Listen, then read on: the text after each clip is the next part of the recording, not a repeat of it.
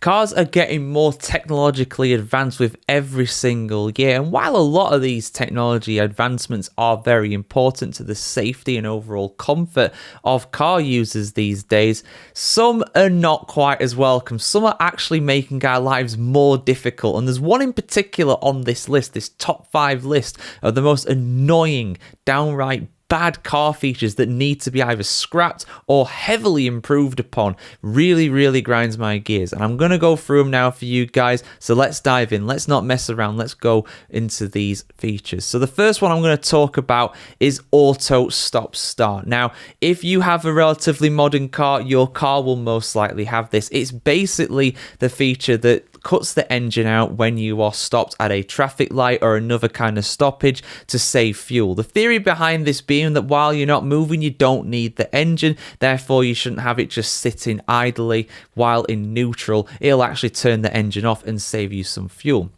However, there are some problems with this. The first one being that apparently some studies are showing that these features are actually making the wear on your engine worse. And there is some sound theory behind this. If you are starting and stopping the engine so much throughout a journey where normally you would just turn the engine on, drive to where you've got to go and turn it off, if you're starting and stopping it 20, 30 times, depending on how far it is, depending on how many long stoppages you have, it can actually do quite a bit of wear to the engine. Now, when it comes to EVs, it's a lot more of a smooth thing at the end of the day. You're not burning any petrol, any gas, any diesel, none of that, because obviously it's an electric vehicle. So this is actually a feature that's quite handy for that. But for petrol-powered cars, for gas-powered cars, for you guys in the States, it is actually quite a annoying feature in a sense. Because if you turn your engine on all the time, on and off constantly, that's actually using quite a bit of fuel. Turning on the engine actually uses a lot of fuel, and in some cases, if that stoppage is not a particularly long one, you might actually be burning more fuel as well. So not only does it potentially wear out your engine, it also means that you burn more fuel in some circumstances too. So it's not really that handy of a feature. But the biggest gripe I have of them all, the worst feature in modern cars, in my experience, is without a doubt the lane keeping assist. So for those that don't know, a lot of modern cars these days have what you call lane keep assist. Course of a journey, if you go above a certain speed, it will actually trigger a steering wheel input to correct your steering so that you stay in the lane that you're in. Now, there are a couple problems with this. The biggest one for me, especially here in the UK where our roads are downright terrible and very narrow for the most part, big cars these days do struggle to stay in those lines all the time, particularly if there is a parked car, for example, on your side of the road as you're coming up to it. Now, of course, yes, you should use your indicator to go out of there, but say if you actually don't while trying to avoid this parked car, the car will then steer you back into the way of that stationary car. And there are some actual incidents where people have crashed because of the lane keep assist. It basically moves the car in a dangerous direction on some occasions to keep in the lane.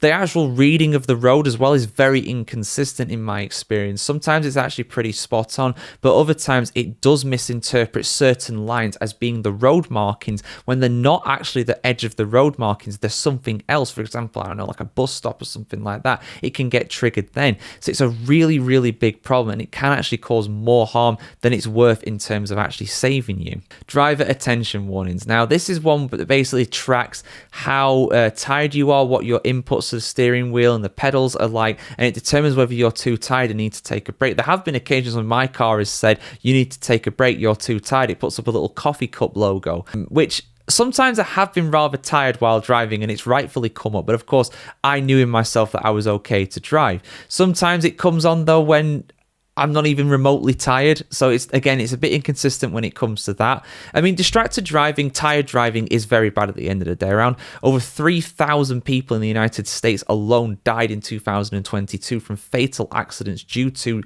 distracted driving when people are too tired. This also includes things such as using your mobile phone, reading notifications, just being distracted and being, in that case, a bit of an idiot if we're being honest. But it is a very important thing. And this attention warning can actually trigger when you're using your mobile phone, or so I'm told anyway. It can detect if you're being distracted, if you're being inconsistent with the steering wheel, things such as that. So again, that can very much give you a warning there, which is great. However, there are some problems really when it comes to this system. Now, some more advanced cars actually have a little camera that scans your face, that can see your face while you're driving.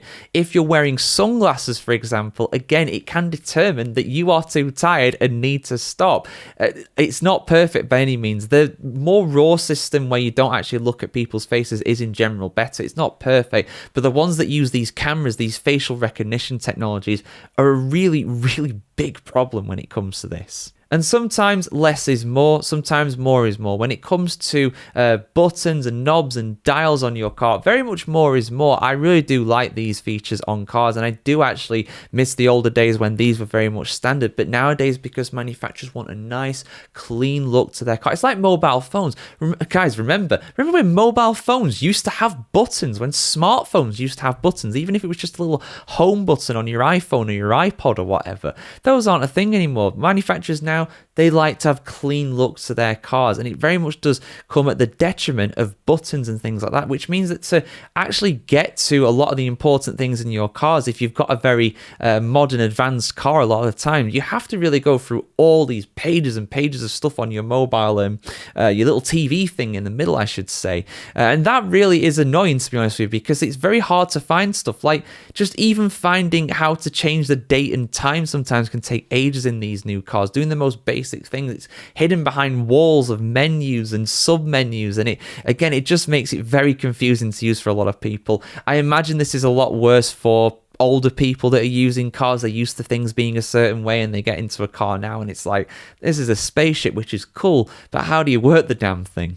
And the last one, and this is one that I refuse to use. I am sick of this in general in modern technology because it's just useless. And I will tell you why very shortly. But voice commands, voice control, speaking to your car to tell it to do things. Now, of course, if you speak the Queen's English or speak a very easy to understand form of the English dialect, you'll be absolutely fine with this feature. If you speak like that, you're all right. However, if you come from somewhere that's got quite a thick accent, like me, I mean, I don't quite speak as I do normally in these videos, if that makes any sense. My usual voice is a bit different. I do try and enunciate things a little bit more when I'm doing these videos.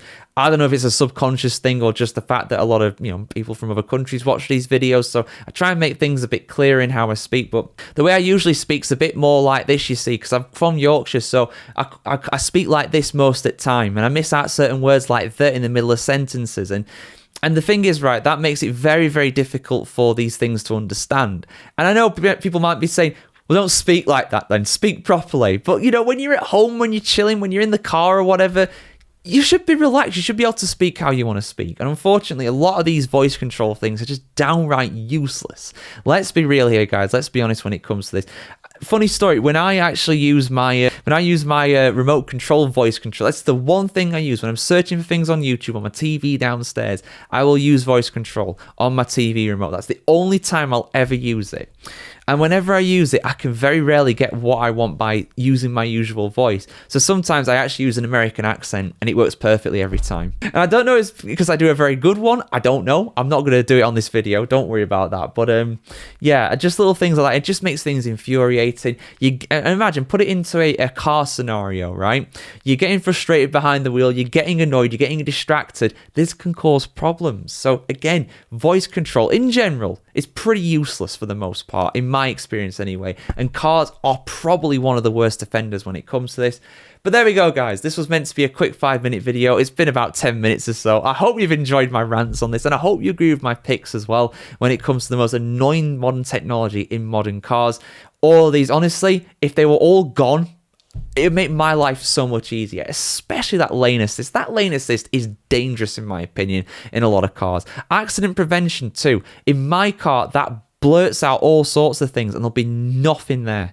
There will be nothing there. I'm convinced there's something wrong with the sensor or something, but I don't think it is. I think it's just a general software issue with the manufacturer, but that's how it's meant to work, apparently. So anyway, I've ranted for long enough. Hope you've enjoyed this, guys. What's your least favorite feature about modern cars? Let us know in the comments below. Like, share, comment, subscribe as well to see much more content like this on the channel. Have a fantastic day wherever you are, and beware of that lane assist. It can cause more accidents than it actually saves.